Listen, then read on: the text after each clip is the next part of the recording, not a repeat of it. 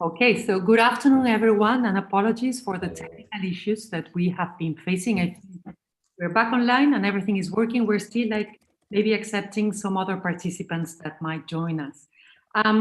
So very welcome to this session. We are coming towards the end of this intense seminar. And unfortunately, we couldn't meet in person. We hope that this will happen in 2023. But even though we couldn't meet, I mean, the sense of community and the level of discussions and the richness of experiences across the country, I personally think it's been and it's very, very inspiring. This session, as you have seen, we used a special title, not like the normal on consultations and dialogue, but we called it Voice and Accountability. Because as we were saying this morning, and this morning we had a similar session, identical session like this one, we tend sometimes to get lost in like the requirements, the instructions, the procedures, and we might less lose like a sense of why we do the things, why we engage in consultations and dialogue with civil society organizations. So that's the reason we wanted to give this session this title. It's about voice and accountability.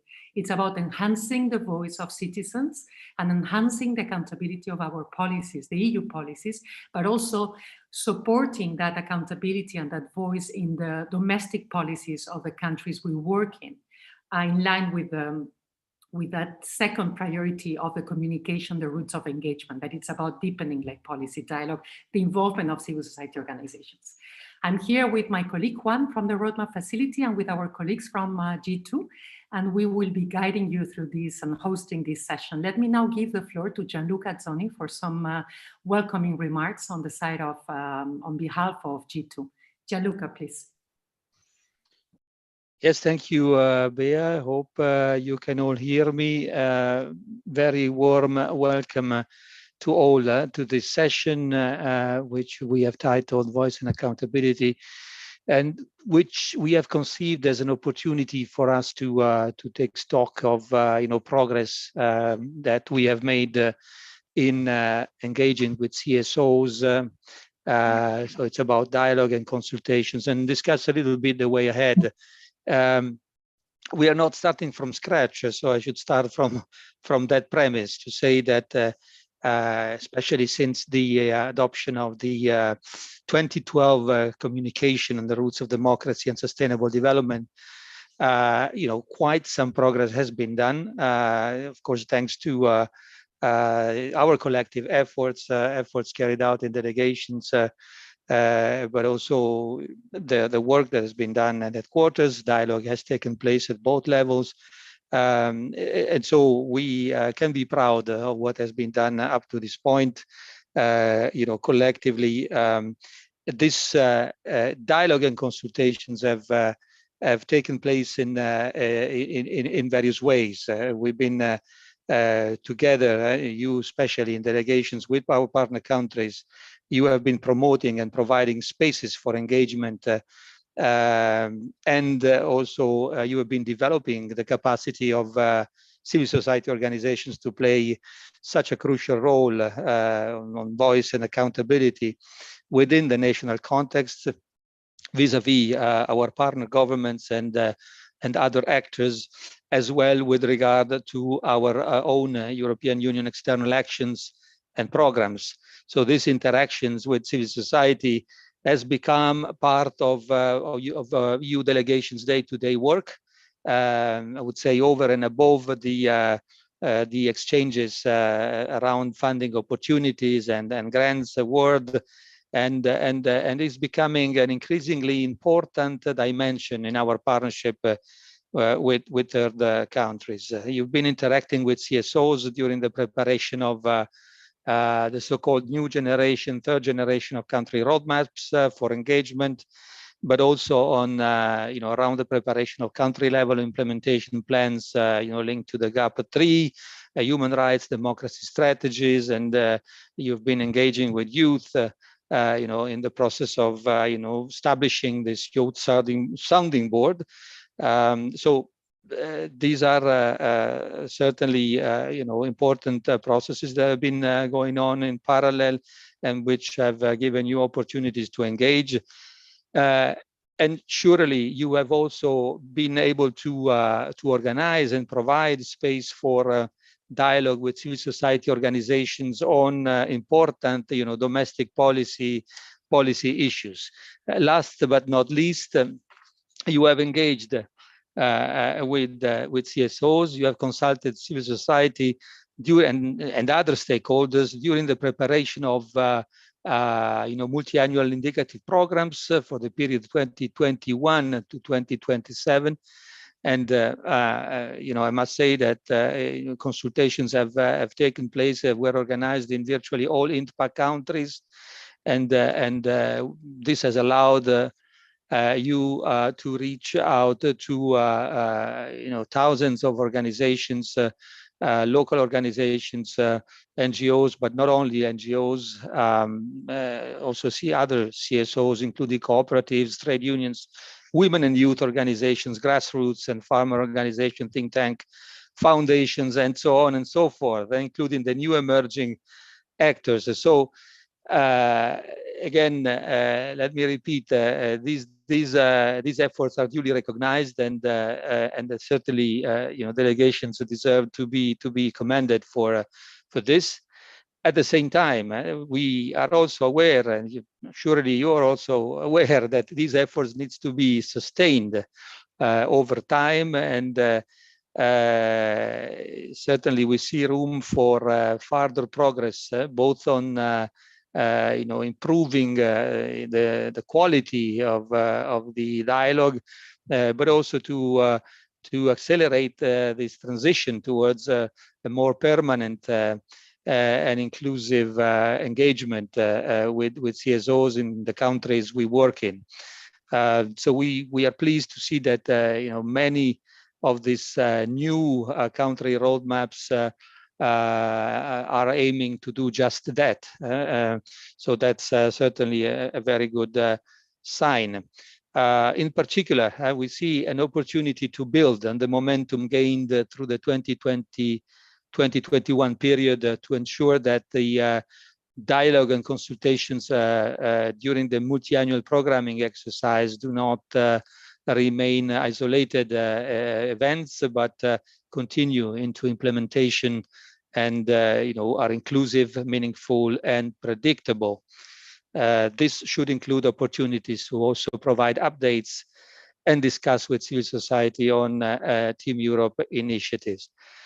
I'm sure you agree with me that involving civil society organization is key in order to increase understanding and also build consensus on our actions and initiatives. It is key to reaching out to vulnerable groups and addressing everyone so as to leave no one behind.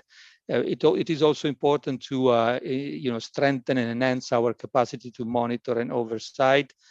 So local level dialogue is clearly a priority for our leadership, particularly with regard to women and youth organizations and movements.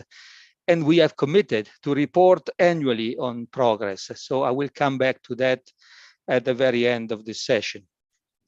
So last remarks, a couple of points on the way we are going to proceed in this session. There will be three main segments. I will first give the floor to Bea for an introduction. She will provide us with an overview of where we stand, the progress we have made in this area. She will also try and outline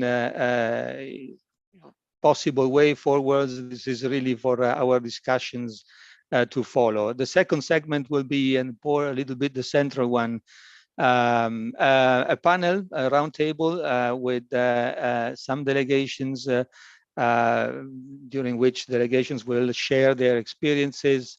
Again, experiences in deepening and broadening consultations and dialogue with CSOs, from establishing a permanent space for dialogue to mainstreaming civil society engagement in the sectoral work and Team Europe initiatives, but also in terms of brokering dialogue between the authorities and civil society organizations by supporting social accountability initiatives. This roundtable will also count on the participation of colleagues from Unit D1. I think Karen is with us. Unit D1 INTPA is in charge of coordinating conceptual and methodological work on Team Europe initiatives. And I would like, therefore, to thank Karen for her availability. Third and last segment of this session will be a question and answer. So for which I invite you to use the chat as of now already, and we will try and address your questions as much as we can and see how we can continue to support you in this important area. I think that's all on my part, Beatrice, so I will give the floor back to you. Thank you. Thank you very much. Let me share my screen and let me know if you can, let me move it. Wait, hold on a second. Can you all see my screen now? Yes? Yes? Okay, perfect. So before I move into a brief state of play, as Gianluca was saying, this is not something new. You've been working and deepening like your efforts when it comes to consult with civil society organizations, not just on the civil society as such agenda, but on many other topics, and moving towards more structured dialogue. Before I offer a brief state of play, I'd like to ask you a question, and let's see, we're gonna play a little bit. So I'm inviting you now to grab your phone or go on Firefox or like Chrome or your computer, and you can go to www.menti.com, and you will see that you can introduce a code. And that code, you have it here on the screen, is 15829867. And the question that I would like to ask you to see what comes out as a collective co-creation is, what are, according to you, the key ingredients of a good consultation? What makes a good consultation? We say consultation, but what does it make like a good consultation? Let's give some minutes to see what is coming out. So as I was saying, you can go to, like the menti.com. Okay, so we have regularity, inclusiveness, the question of trust, which is even more important, not just between the EU and civil society organizations, but when the EU is brokering the spaces of dialogue with civil society organizations. Trust is coming in the center. Preparation, that's a very important element. Stakeholder identification, indeed. The question of who's invited, who has a seat in the table. Representative, especially a very relevant and pertinent question when it comes to networks and alliances. Who are they representing? Who are the constituencies? Let's give like a couple more minutes to see if anything else comes. Okay. Relevance, the relevance. Why are we having a dialogue? On what are we having a dialogue? Is it for the sake of dialogue and consultations, or is it aimed at like feeding some processes? As you can see, trust is very much at the center. You know how it works with word cloud. The more one word is cited, the more it comes to the center and the bigger it becomes. Okay, so I think we have quite a number of ingredients here, as if we were cooking, that make a good consultation and dialogue. Inclusiveness, let me repeat them. Preparation, understanding, trust, relevance. Give the floor to everyone. And that's the question also of like, who's there, who has a seat in the table, and who has a voice. Follow-up is coming up very strongly. So probably this is like an area that needs to be deepened, and we will discuss that like in the session. Okay, negotiation, good preparation, regularity, identify the key players. We will share later this, and those are elements, all elements that we will get back to like throughout the session. Let me very briefly, and in 10-15 minutes, building on what Gianluca was saying about how all the process of consultations and dialogue so far, provide you with a brief state of play of where we are today. And to start with, I would like to add on to what like Gianluca was saying. I think congratulations are in order because a lot has happened. A lot has been done. a lot of efforts have been put into making more substantial consultations and dialogue with civil society organizations. This morning in the session, we were saying that we remember back in 2012 when the communication was issued, and also when the first roadmaps, the first generation back in 2014 were like designed and implemented, that it was very difficult to convince, and it was a whole struggle to convince the colleagues, and it's still sometimes the case, at the cooperation section, at the political sections, let alone at the trade section, that they had to do with civil society organizations too, that civil society organizations was not just like a question for the civil society focal points.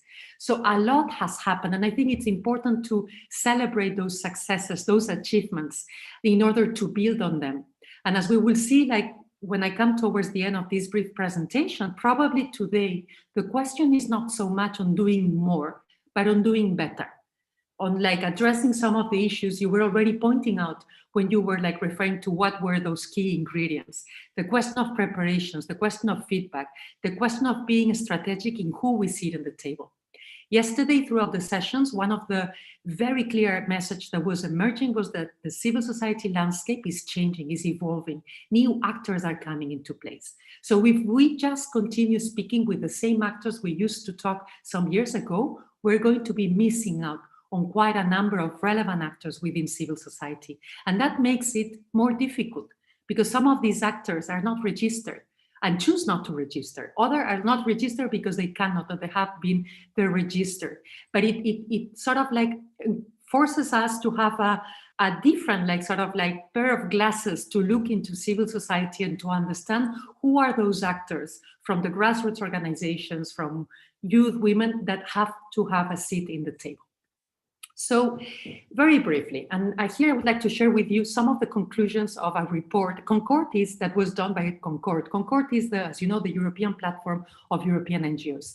And they have been producing a number of reports assessing the EU engagement with civil society organizations. This is one of the last sort of comprehensive reports that they produced back in 2015. It was 3 years after the issuing of the communication, and like after 1 year after, like the roadmaps started to be implemented, and they were assessing how is the EU consulting with civil society organizations. And I want to emphasize those points because we will see that we have made like major like changes and like a lot of progress since that report was published.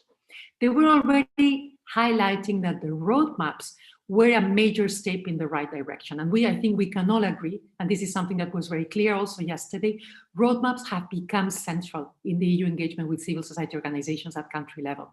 We're in the third generation. They are no longer those like knowledge-based documents. They are much more thorough in the strategies, much more strategic, much more to the point, with monitoring and evaluation frameworks, counting on the collaboration from other colleagues from other sectors, the question of mainstreaming. So they are becoming a central element to guide the EU engagement with civil society organizations.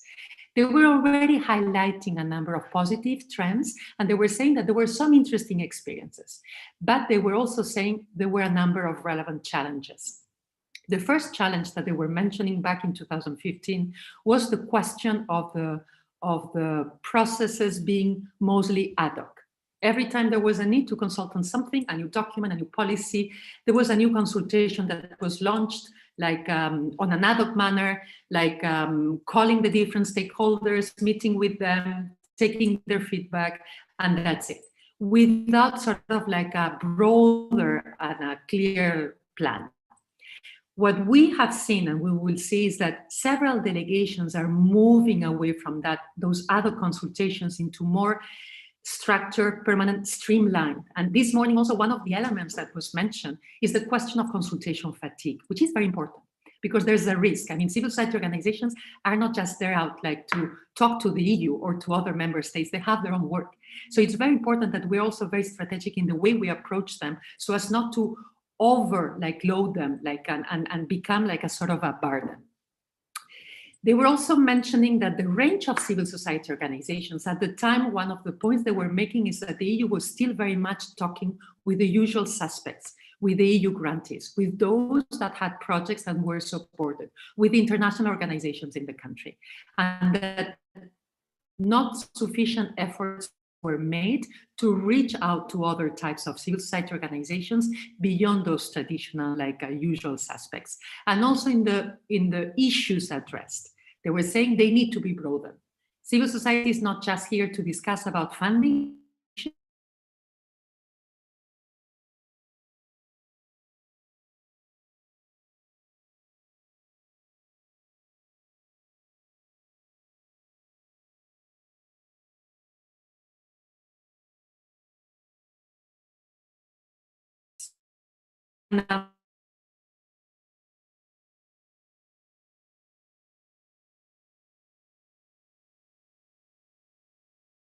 The efforts that the EU has been putting into supporting also the alliance building, like the networking, the construction of a collective voice on the side of civil society organizations.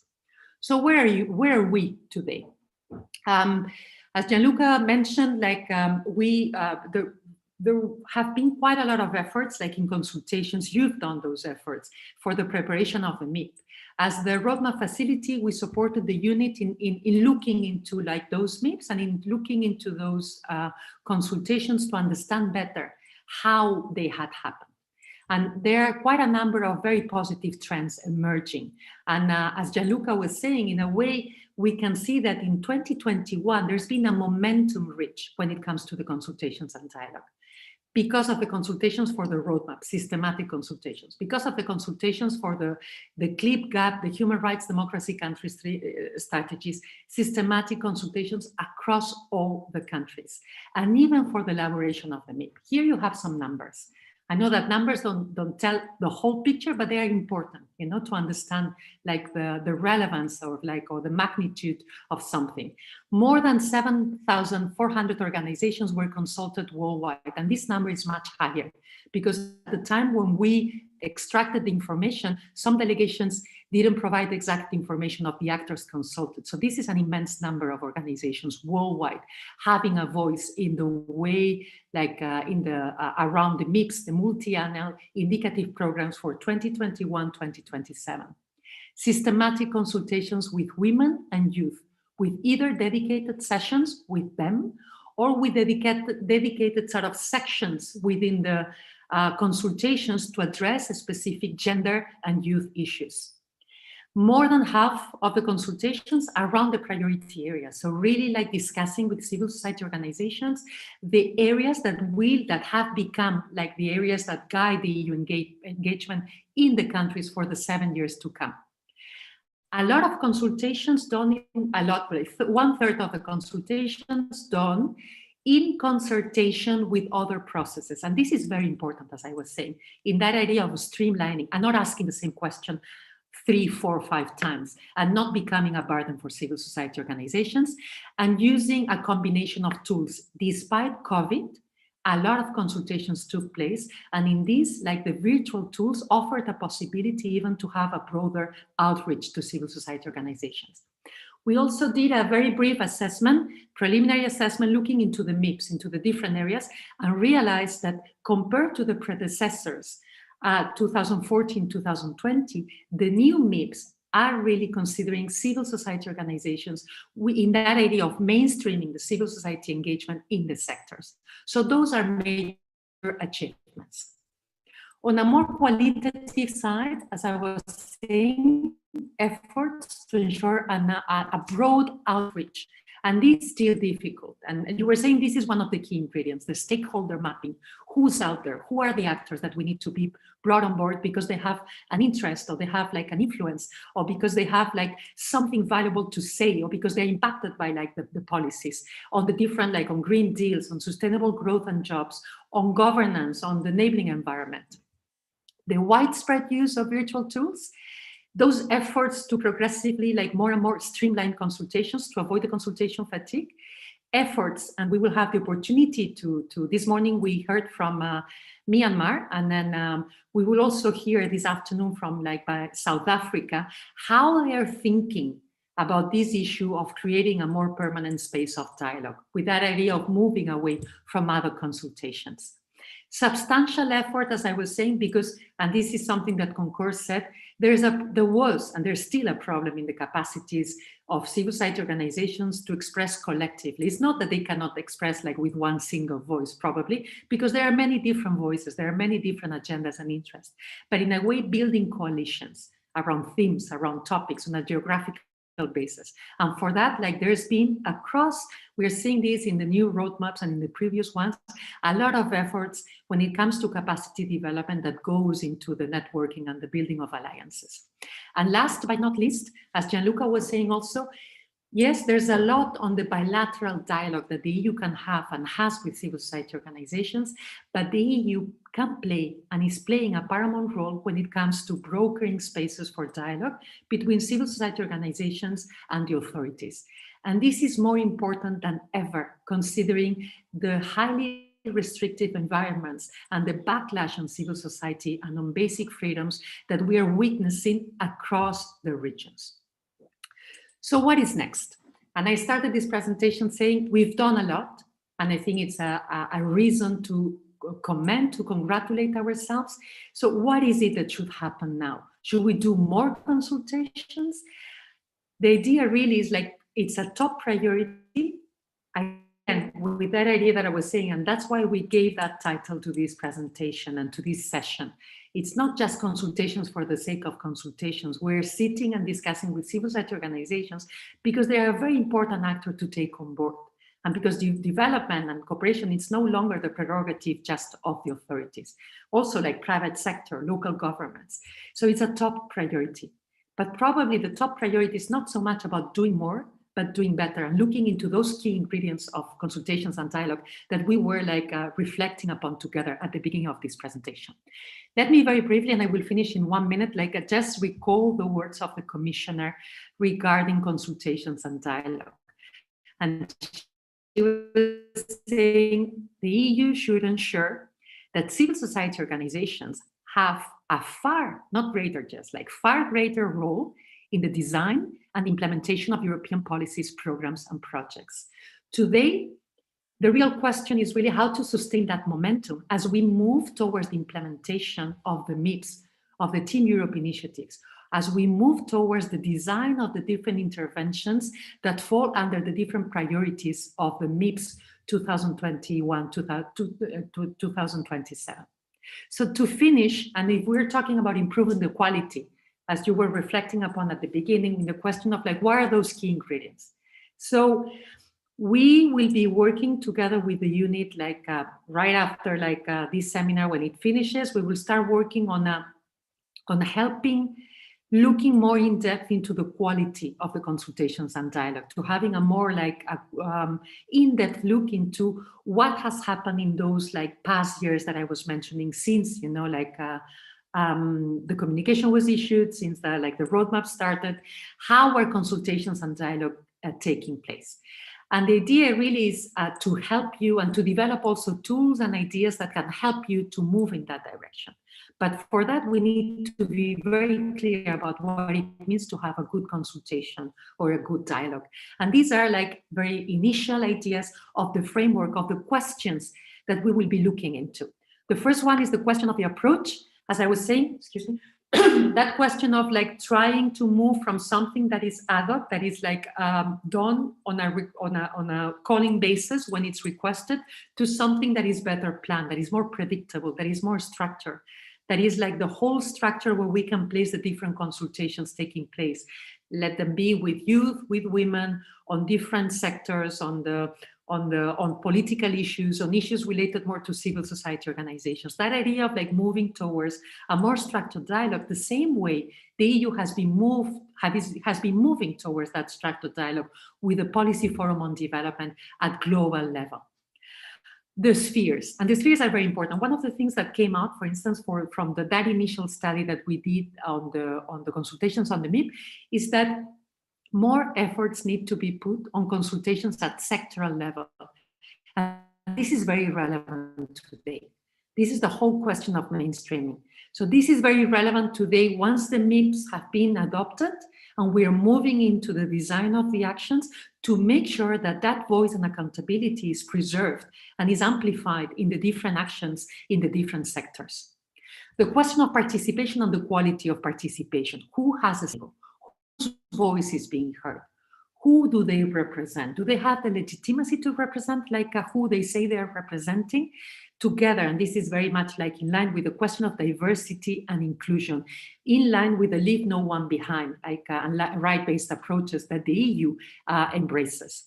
The question of EU representation, who on the side of the EU is attending or hosting or in the consultations? Is it also with member states? Is it at the level of the focal points? Is it at the level of the heads of cooperation, at the level of heads of delegation? Probably different levels are needed depending on the topics that are discussed, that can go from political to policy to operational. The question of methods, and in the methods, as you were saying when you were reflecting on the ingredients, the preparation and the feedback. The feedback is something that is very important to be able to not just extract information, but sort of sustain a loop and make sure that we keep CSOs informed about the results and the impact that their consultations have had. How have they impacted, if they have at all, the policies that were discussed? Let me stop here now. And maybe before we move into the roundtable, maybe we can have some time for questions or remarks or observations, reactions. Let me give the floor. I see that, I don't know, in the chat. Juan, maybe is there anyone with any question? Not that they raised any hand so far, and there's no questions in the chat. Okay. Thank you, Juan. Anyone, because we are a manageable number of people. So it's easier to raise your hand and then to ask a question. Don't be shy. And if you raise your hand and ask a question, let us see you, because it's also very nice to see your faces. So I see a comment. Yeah, Ronita, very informative presentation. We will share all the presentations. We will share all the presentations, and we will also share the speaking points, the notes and the minutes from the different sessions. Thank you. Okay, Luisa, yes, please. Yes, good morning and good afternoon for you. I have a question regarding what you said about the sectorial consultations. So I have a super tangible example now. In our delegation in Colombia, we are now drafting 3 actions, one on migration, another one on gender, and the other one on the system, which has a acronym in Spanish. And we did the consultations for the gender action, so in the gender sector, and migration action.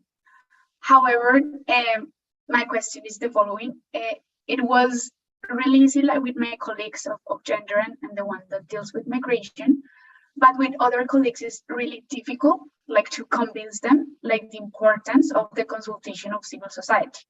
So my question is in the approval process in headquarters of these actions, the directors of the deputy directors, I don't know, do they ask if these actions were consulted by the civil society? I mean, do they really encourage at the level, maybe because the one that meets is my head of cooperation, that these actions that are being drafted were consulted by civil society?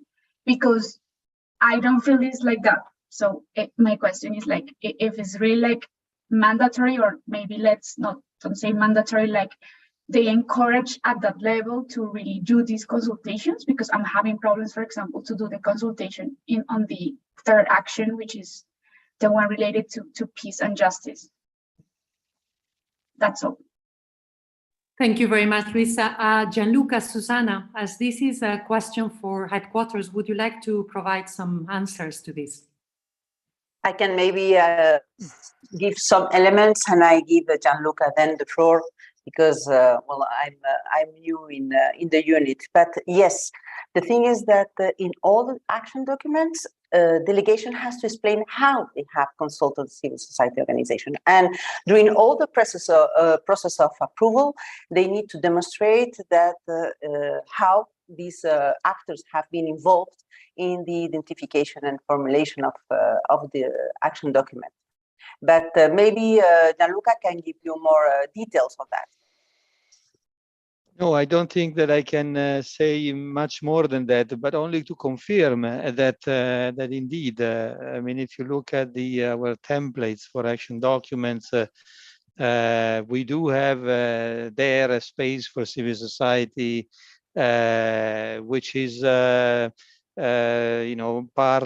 integral part of the template and cannot be skipped. And in the sense that delegations and geographical services, they have to explain how they plan to involve civil society, with the assumption that, of course, this should be the case,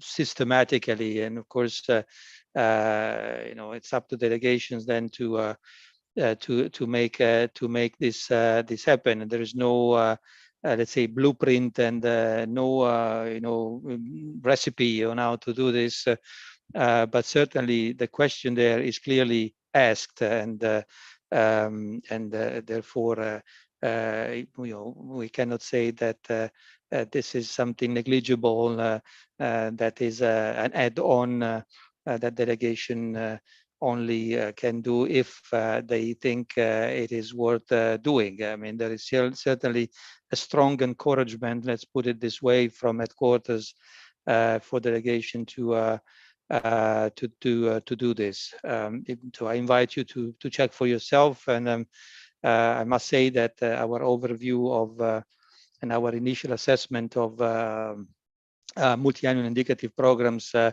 has led us to, overall a positive conclusion, in the sense that we see that in most cases, delegations have indeed provided,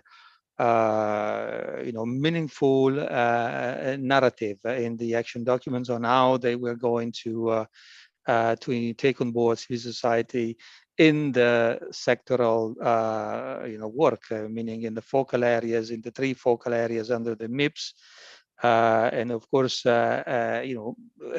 it's important that this happens in line with what delegations and geographical services are committed to do in the action documents. But again, how to do it is really up to delegations to decide. But again, in line with what has been said in the multi-annual indicative program.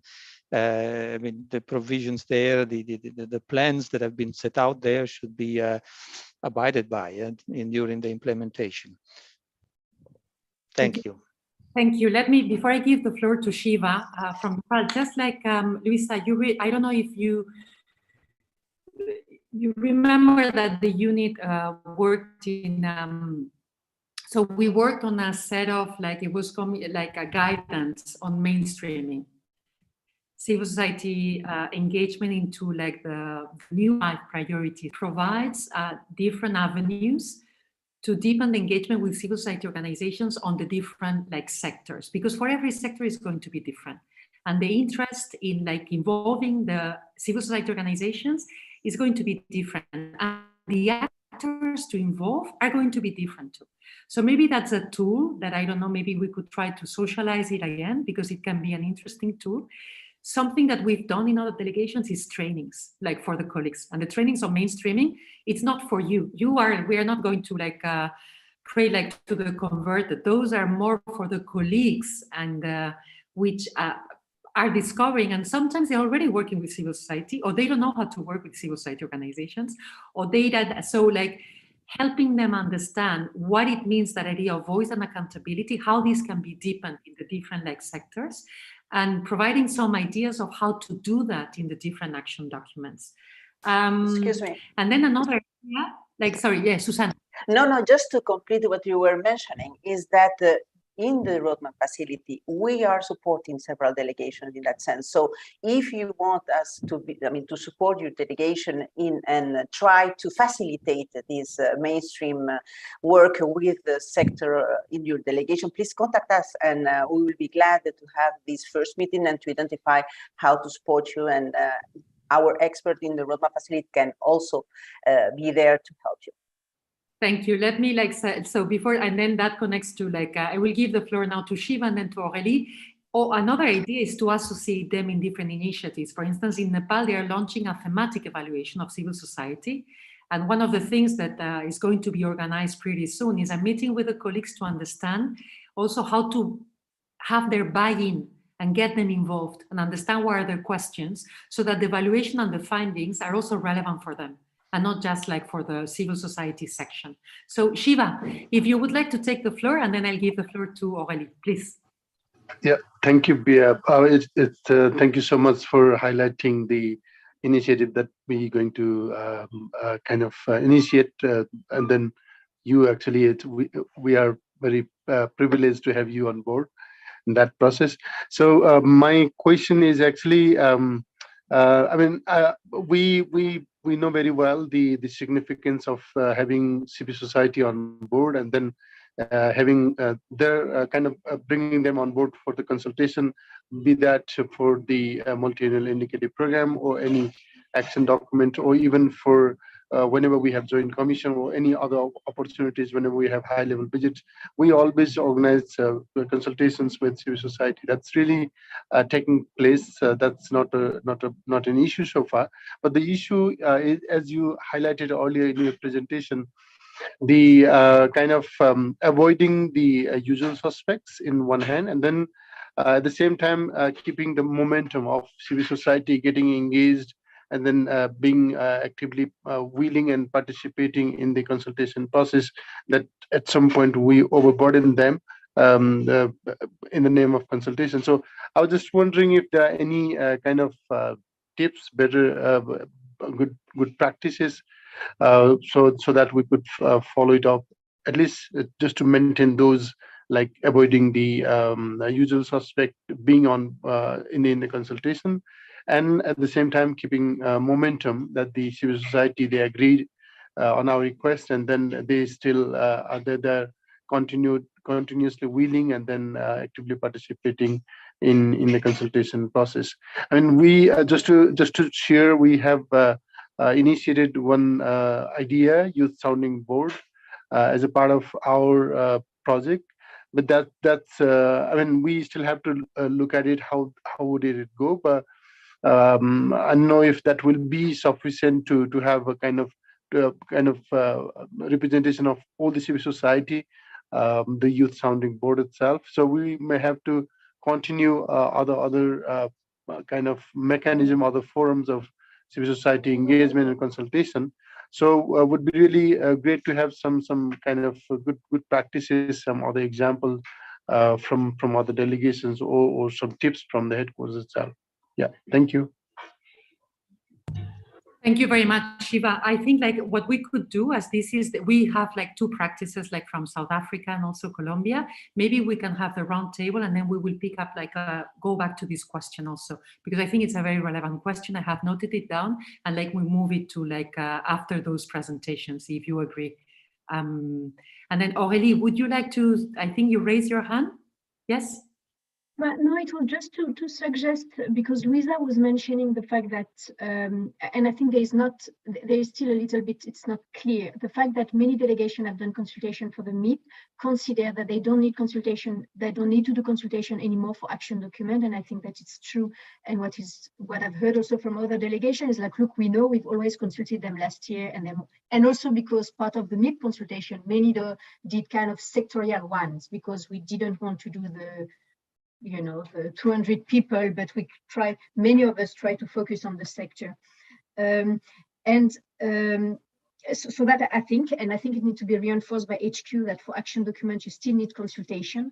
But it's true that it's difficult to deal with resistance from some colleagues that do not see the added value of working with civil society. And from a few years ago example with one of the colleagues in the PFM, managing PFM, that was really telling me, I mean, why do you want to work with civil society on public finance? This is not the role, this is a government things. And therefore we organize a visit we have the chapter of the International Budget Partnership in South Africa, which does a lot of pilots. And it was really something that, we organized, and they convinced him ready. And having to try as civil society focal point to a little bit, you know, okay, I need to convince my colleague, I'm going to organize a brown bag lunch, which you can do online, or also try to organize some visit to have the civil society explaining themselves why is it important, and having this one-on-one, that could be an option. Of course, if you have this type of organization, I'm really lucky in South Africa to have also a lot of strong organization that really, you know, provide input. So that was just sharing. Thank you very much, Aurélie. I think that indeed that's a very interesting tip for many others, like organizing a meeting that you don't have to convince them. They talk to the actors themselves, and then they will get convinced because of the relevance of those actors. So that's a tip to note down. Should we? I suggest because that we move to the round table. And then I have noted down Shiva's questions, and if you have other questions, just put them in the chat or wait, write them down, and then we will address them after, once we finish with the presentations. So the roundtable, we have an Aurélie. I think it's like you were speaking now. I think I can continue giving you the floor. So we have with us South Africa and we have Colombia. Aurélie, and then we also have Karen from Del Biondo from D1, and we will ask her also to share a few thoughts on the side of headquarters from the unit that is being working on, that is working on Team Europe initiative on working better together, to see how they see those consultations with civil society organizations.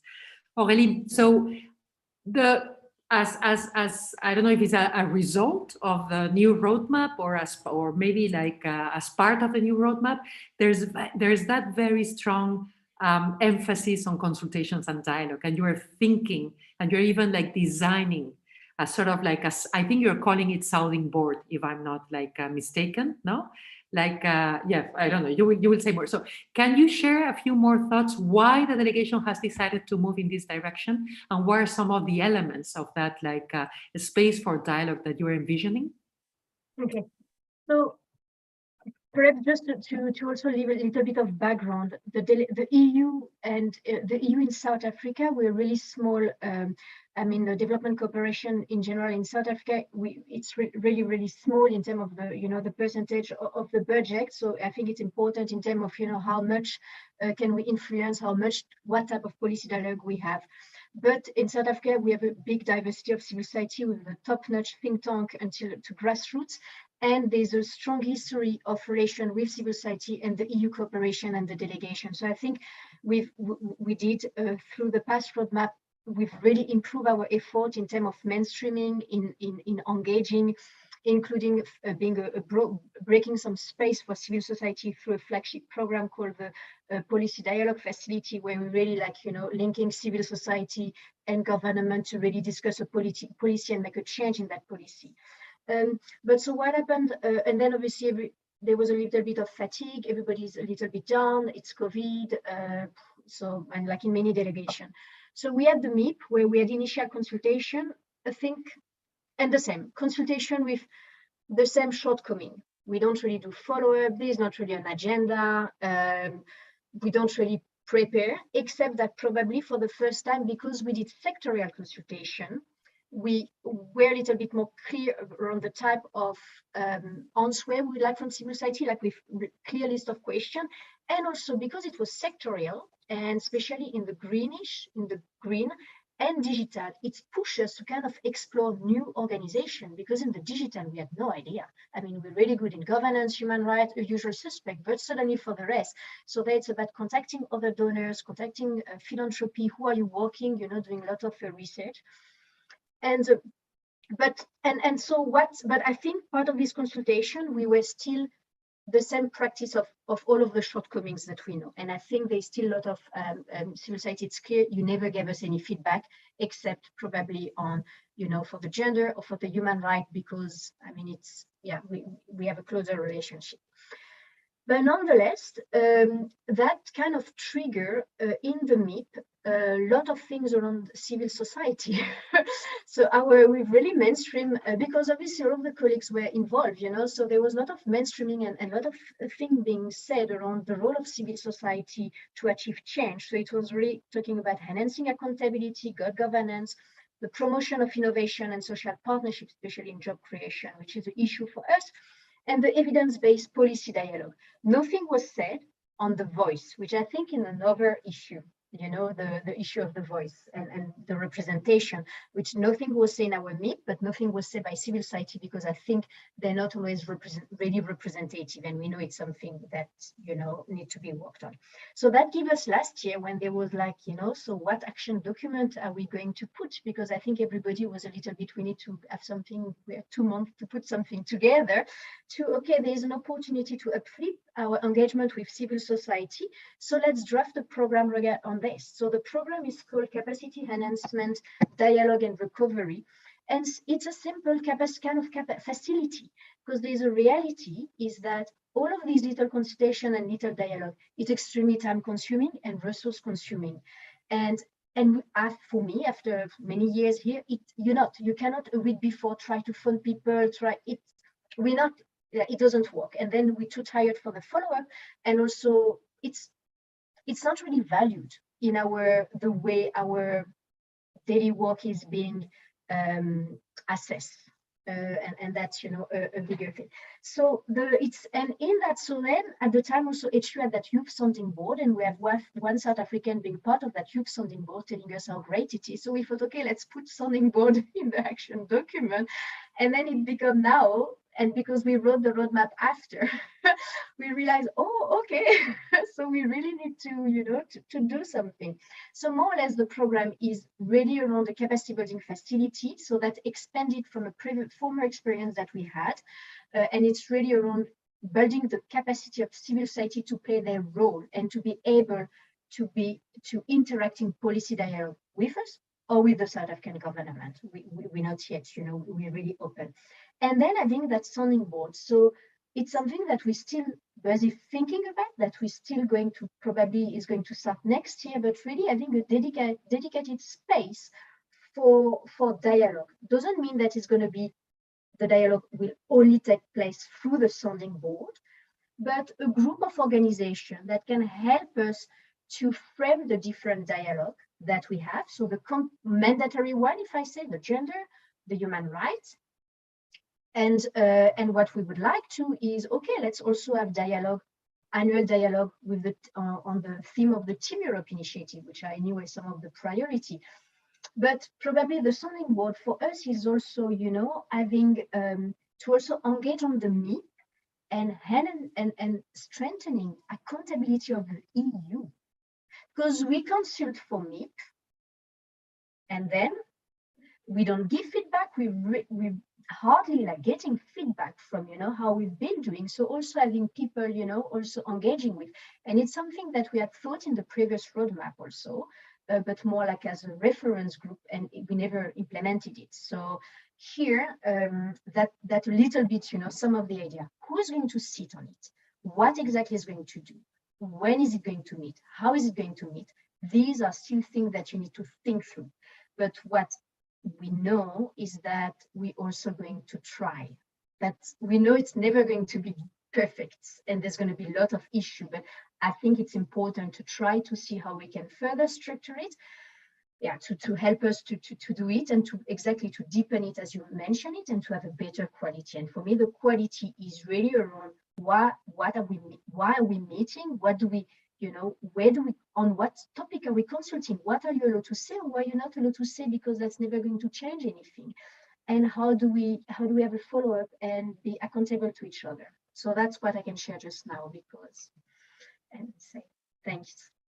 Thank you so much, Aurélie. I wrote down quite a number of things, and I think many of these things for those delegations moving in that direction are going to be super interesting. And I think there's a need to continue those exchanges, because I think many of those questions that you will have to address now, because I love how you said that it won't be perfect, but we're going to try. And I think that's the whole spirit. Also because we can even discuss inclusivity, you know, it's impossible to have a system where everyone feels that they are part of. I mean, civil society is huge. There are thousands of organizations. And for sure, you know, but we need to be asking the questions at least, you know, to addressing those questions and to have some criteria to be able to answer them. We are inviting these actors, or we're inviting them in this way because they represent, I don't know, like as you were saying, for the different topics, or they represent the different constituencies, you know. But at least, I mean, putting those questions on the table. We will get back maybe later, and maybe we can discuss a little bit more also of how you see the different factions of civil society, etc. Let's move now continents, and we move to Colombia. Luisa, and we're going to be hearing a different story. I mean, one of the things we were saying, and this is indeed a very important message, is that idea of dialogue is, and Aurélie, you were also mentioning when you were about the program, is to enhance their role and their capacities in the dialogue with the authorities or with us, or like, so it's that idea of like bilateral tripartite dialogue, that idea of enhancing, you know, that dialogue, and the EU playing also like a brokering role. So Luis, I think in the case of Colombia, it would be interesting to hear a little bit more of what the EU has been doing to support the collective voice of NGOs to enhance the accountability of the SDGs in Colombia, and also the work you've been doing also with involving the youth in the environment. So Luisa, the floor is yours. Thank you.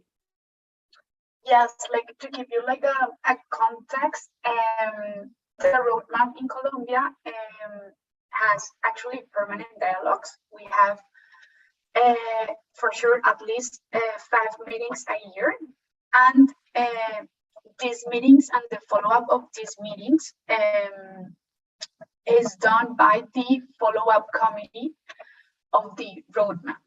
So this follow-up committee is, I mean, of course, is the delegation and the CSOs organizations, which are mostly platforms, but we also are including like grassroots, trade unions, etc., and of course our member states. Usually is the head of cooperation of our member states or the one that is in charge of civil society. So it gives us a lot of, let's say, support politically, because everything that is discussed there is almost always like brought to, for example, the head of delegations meeting. So for me, at least, it is super important. So in that committee, in that follow-up committee, the civil society identified that they needed to do like a document, a tool, an instrument to monitor like the contribution of the SDGs, of the civil society towards the Agenda 2030 SDGs. This with the final objective to bring this document to the government and include it in the voluntary national reports, the VNRs, for the high-level political forum of the UN. So we financed this project.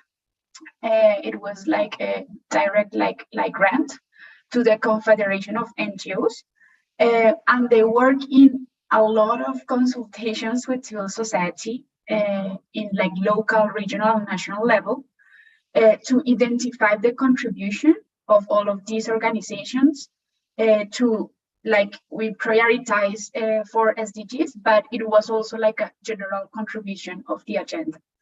This document was presented last year to the government and was well received. And then one university, which is part also of our follow-up committee, decided to, let's say, take this exercise and do it every year, like for the contribution of the civil society to the BNRs. So that is like the contribution we did like towards the SDGs. And also in this committee, there was also identified a priority by the civil society to engage youth in the environmental agenda. And it was also a priority of the EU with our member states to invest in youth, like taking into account that we are now in the European Youth Year, and taking into account that like one of the priorities of the EU delegation in Colombia is environment. Therefore, we decided with other member states to support a group of Colombians and also like migrants from Venezuela, because as you know, we have a lot of people from Venezuela in Colombia. We decided to invest in this group of youth from different regions we are training them because we already like we did a call with all member states, and now we are selecting these. We are choosing these youth, and they will be trained by us, by member states, and by civil society to engage in environmental dialogue in a local, regional, national, and international level. Like there are some milestones of the group. We have like an action plan. Of course, here I make like a parenthesis, we are engaging the government. There's an agency of the presidency actually, which is in charge of youth. We are involving them because we think it will give like a lot of sustainability to the group and also a lot of voice, because they will involve directly this group supported by the EU to the environmental consensus. And the idea for this year is that after the trainings, they can participate in COP27 in Egypt as the delegation of the youth of the civil society of Colombia. Usually the government, let's say, brings a delegation of women from civil society, of youth, and of indigenous. The idea is that this group will like participate as the official delegation of the government of Colombia in Egypt. I think it's November, December if nothing happens. And also this group will be involved by the new government. Also, like a bit of context, we just changed administration, so we are having a new president now in August. Therefore, like for the next year, and I think next 2 years, there will be a lot of processes of drafting public policy, local plans, national development plans, etc. So this also group of youth will be involved in this process at all levels in the country. And I think finally, I'm referring to Team Europe initiatives and what you also referred in the first part of the session. We are trying to regionalize, to, if I may use like the word localization of the roadmap at a very local level, which is departments or province. And this idea was, let's say, really put in the table by the civil society, but also by our member states like Germany and Sweden. And the idea is to do like these meetings of the follow-up committee of the roadmap in the region directly.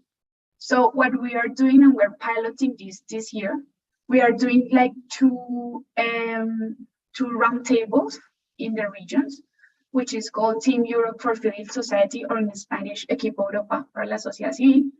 We are going there with our member states, and we are doing like, it's not a consultation process, it's more like a dialogue to see what is really happening in these two regions. These two regions were chosen because a lot of investment of the EU and member states are like directed there. So we want to know if it's useful, those projects, how are they interacting with local authorities. Of course, in these dialogues, we are planning to invite local authorities and let's say, and promote the dialogue between them. And in this case, we are doing the dialogue as a head of delegation level. So the idea is that the roadmap will mobilize and will be like the tool for member states to talk directly locally with civil society in this strategy that we're calling is territorialization, which maybe I can translate localization of the roadmap. Thank you. Thank you very much, Luisa. I mean, quite a number of different ideas and thoughts. Let me just like pick up on 3 of them. The first is that that support to do a contribution analysis. And I think this is a very interesting element in the sense that I've also seen that in other countries. Yesterday, from the regional sessions, one of the problems that is coming out very prominently is the lack of trust between the authorities and civil society organizations that are taken as like foreign agents, as like agents coming with a liberal like Western agenda, or like the opposition. And I've seen like in some countries to like the efforts that need to be put in changing that narrative.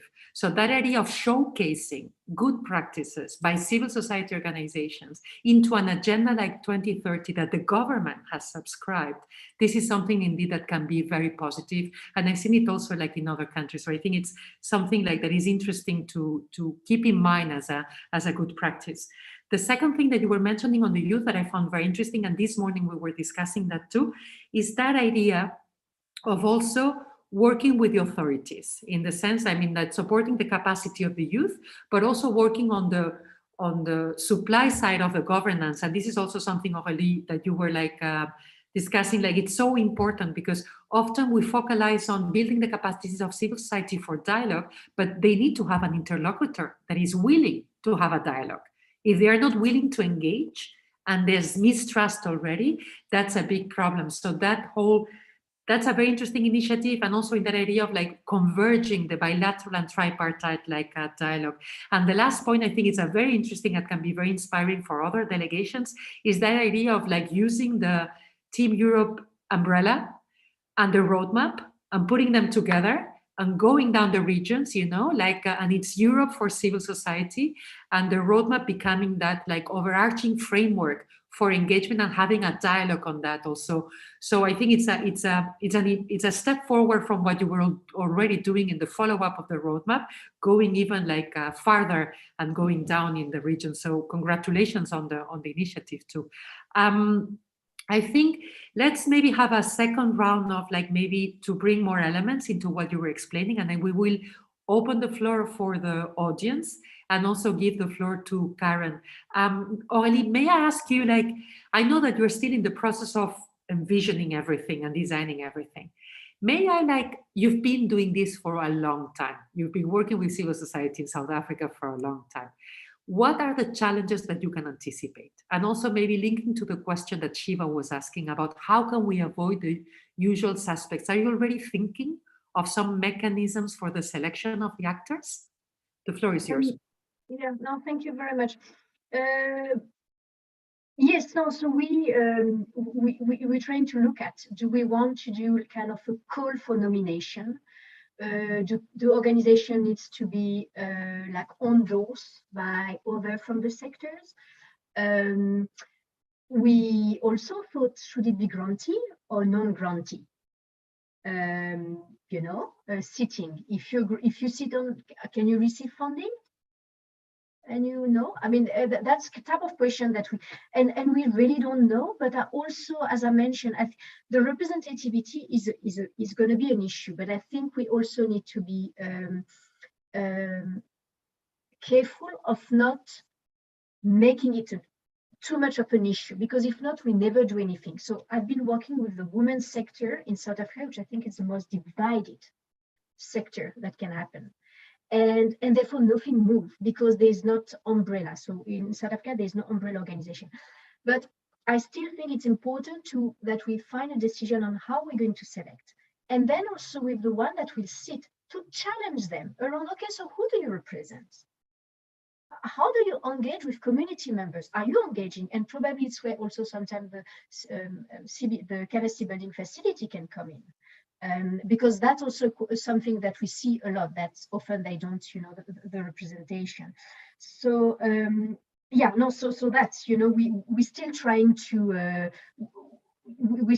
see, and also, but I don't want to create a monster that we're not going to be able to manage also. So you also need to think, you want also to have organization that will be able to contribute. So we need to be clear on, you know, what's going to be the topic being discussed in the sounding board. Because if it's to have a lot of grassroots organization, but it's going to be difficult, language is going to be difficult, input's going to actually not be adding value, we might also lose the momentum from colleagues in the delegation. So it's to find the good balance. And it's also I think for me, having this type of facility, because you were mentioning how quickly the sector is changing, and that's totally true. And the nice thing with a facility is that we can answer more quickly.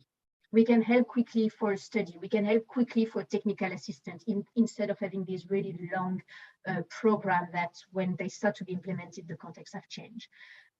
So that's one of the things. Just I wanted to add, because on the having someone to talk with, because that came in the survey actually we did, and it's a little bit linked to an enabling environment, where civil society was like, can't you work with government to explain what is actually our role in democracy? And I think some countries have done that, and it's something that, I mean, we had in the roadmap. There's for us in some sector government that are really willing to work with civil society, others that are not willing. And one of the issues is the voice, because they do not represent anyone. As government, we are elected, we represent the people, so they don't want to be challenged with others. So although we know that, it's not always the case. So thank you very much. Thank you very much, Aurélie. No, indeed, I think that question of balance that you are mentioning is very relevant. I mean, strike a balance between the participants and that brings me to another question of the language we use. And sometimes, I mean, we are so fond of our jargon, like that we use. I mean, if you go to a grassroots organization and you say MIP, multi-annual indicative program, they're going to be looking at you like, what is she talking about, So there's also a need. I mean, depending on the targets, we have to be very careful of the language that we're using to be able to communicate and to ask for the things that can be answered at a different level. It's not the same, the conversation that is going to be happening with grassroots organizations, probably, that with some platforms, so we need to be aware of those things. And I think that what you were saying about having a facility that acts also like as a rapid response mechanism that helps you understand what is changing and adapting, because the context is changing and is evolving. I think it's a very important element. And the last element that you were mentioning, indeed, there are more and more countries where they are also realizing of the importance of working with the authorities when it comes to the support to civil society organizations. For instance, Laos, highly restricted environment, a very interesting initiative called SEGA, where they are working with the authorities also. Or recently, I did an evaluation in Bhutan.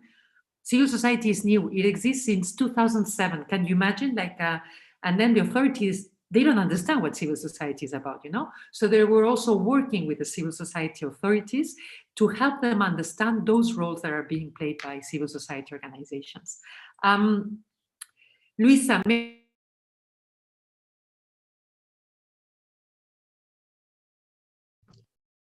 you're muted. Okay, Yeah, you're muted. touch it sorry about that.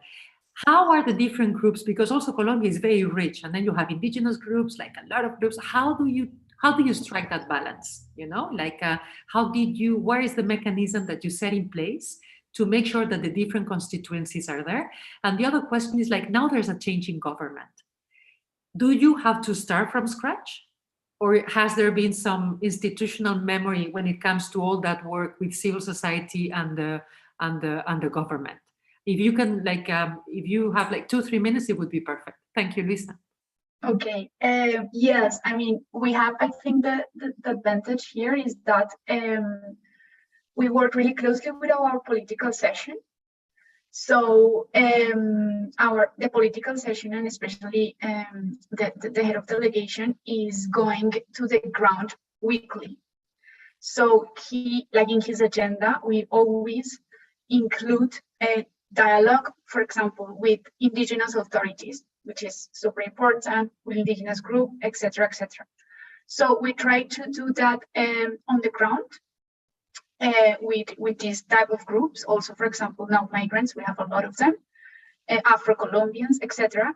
And I think 3 times a year, we bring some of these leaders to the capital, to Bogota, for dialogues with these groups, Afro-Colombians, indigenous, and migrants. We do it of course, depending on the human rights situation, because sometimes it's really difficult to bring them to the city due to security problems.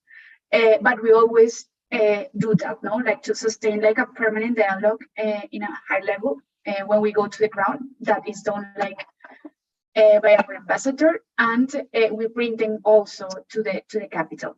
That I think is the answer for the first question. Then the second one, we are not starting on scratch. Actually, the government that won the election is let's say a government of the people, Gobierno del Pueblo, that's what they call. So civil society is really happy about this government. What we did actually before knowing the results of the elections, we did not a consultation, but an event of transferring, let's say, good best practices between different civil society organizations, and to bring the message of the civil society organization to the government. So this event was, we were leading that with France, with our member state, and we did a systematization of a document of 5 messages that civil society wants to pass to the new government. And now we are calling that ambassador kit.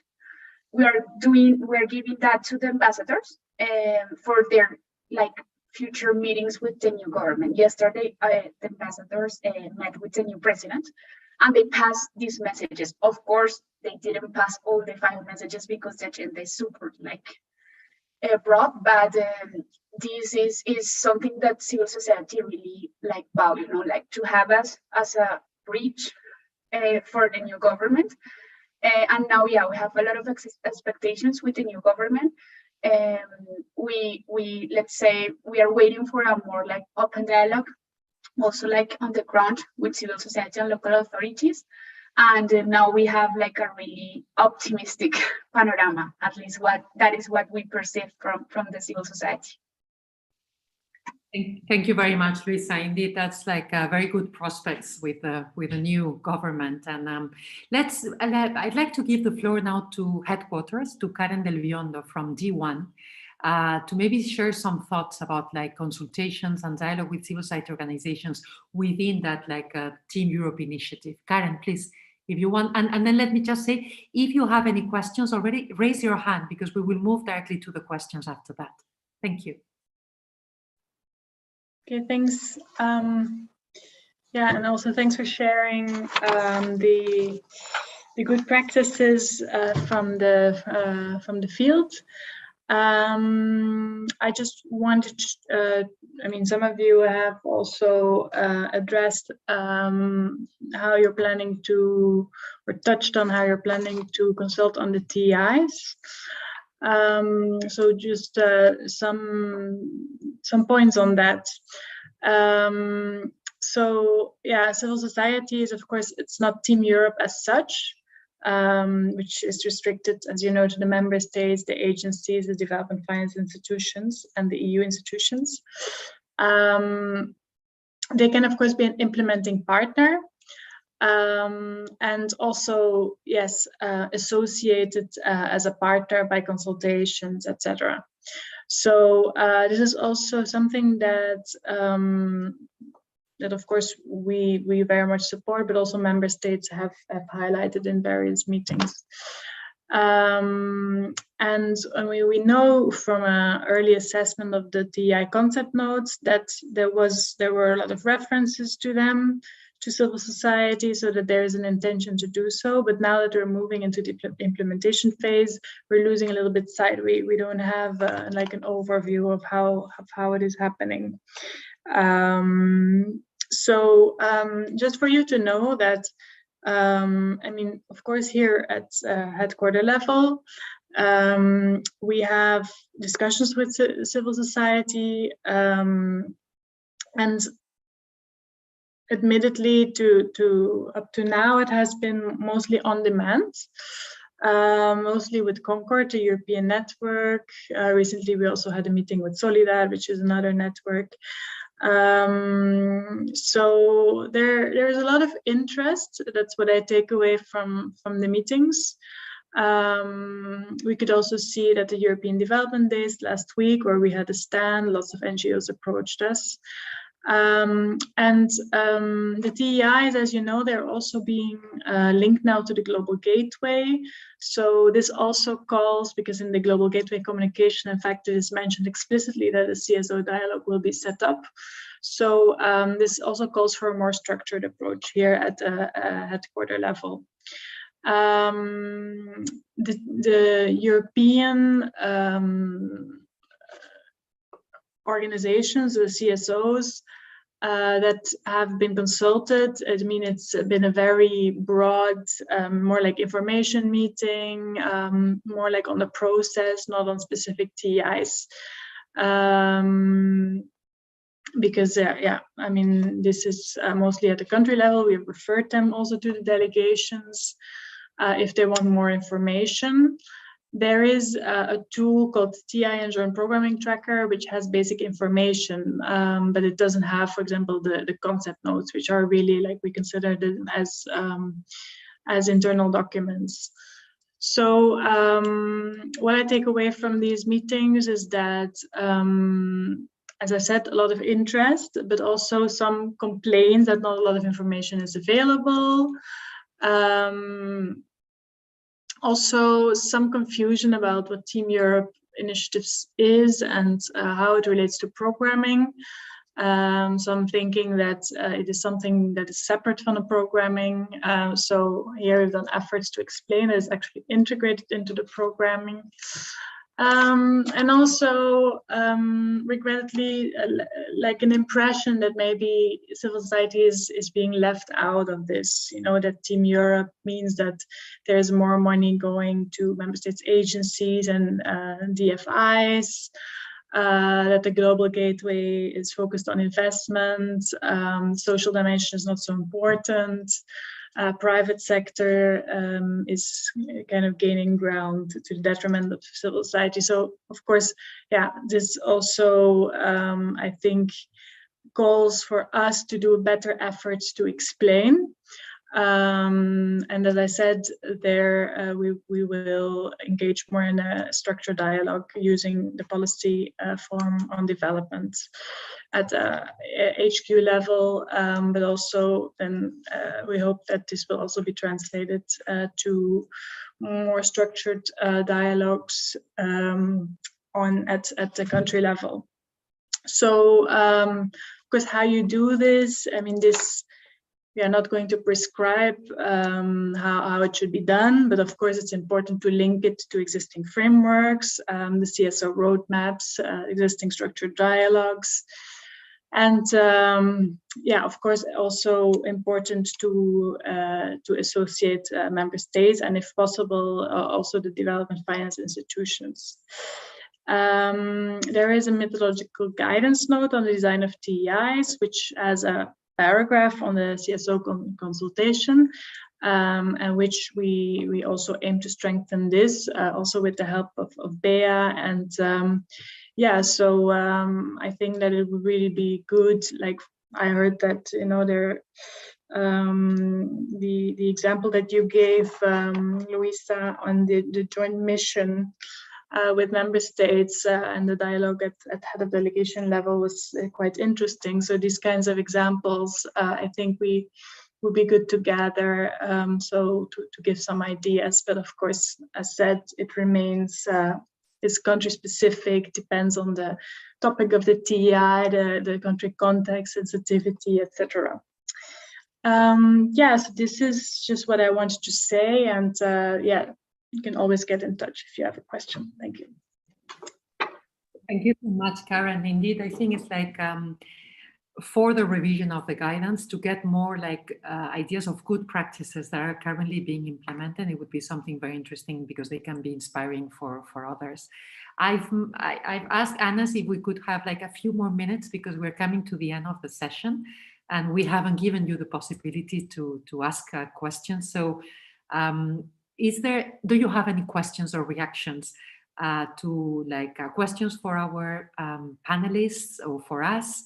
Or even if we cannot address them now, also we can take good note. And one of the ideas is to sustain that momentum of dialogue also between headquarters and you delegations and continue addressing them. Anyone, any in the audience, would you like to say a few words or reactions, questions? Okay, there's a radio silence, which is maybe like, I think it's been like 2, 3 very intense days. Shiva, maybe like very briefly, and then I pass the floor to Gianluca and Susanna, because Shiva was asking about, and I think Aurélie started also, they gave some responses to that, and also Luisa on the question of how to avoid the usual suspects, like looking into who they are the actors and those actors that are meaningful and relevant for the EU agenda. And in the case of South Africa, having a facility that would help them also to identify who they are, and supporting even networks to become more like representative and like of the voices of their constituencies. I think that idea also that Luisa was mentioning about coming together with like member states to avoid to us as Europe, and that also helps avoiding, you know, like preventing that consultation fatigue. But I'm sure that these are all things that probably we need to deepen in the study that we will be launching soon on the improving the quality of consultations and dialogue. I just want to thank you all, and I'll give the floor now to Gianluca and Susanna for some closing remarks. Gianluca, please. Yes, thank you, Beatrice, and thanks to all of you, especially from you know, the delegations who volunteered and accepted our invitation to present and share their experience. I mean, this once again, you know, gives me clearly the impression that there is a wealth of experience in delegation and concrete experiences and concrete approaches that are being implemented that are surely should be shared broadly, and therefore I think we should ensure that you know, we don't you know, end this exchange with this meeting, but we are able to allow delegations to access the experience that is available from delegations. So we will look into options to ensure that the information circulates and is shared more widely and is made available on an ongoing basis. And so this, I think, very useful meeting for me. I hope it was useful for you too. But again, it's important that that we try and follow up so that you know, we have a more constant and permanent you know, flow of information. So just one point I would like to make on these reports that I mentioned at the beginning. Beatrice referred to that as well. I said at the beginning, this whole dimension of you know, local level dialogue with CSOs is very important for our leadership, our commissioner. She would like that you know, we strengthen our capacity to monitor and also to report on how you know, the EU is engaging at local level.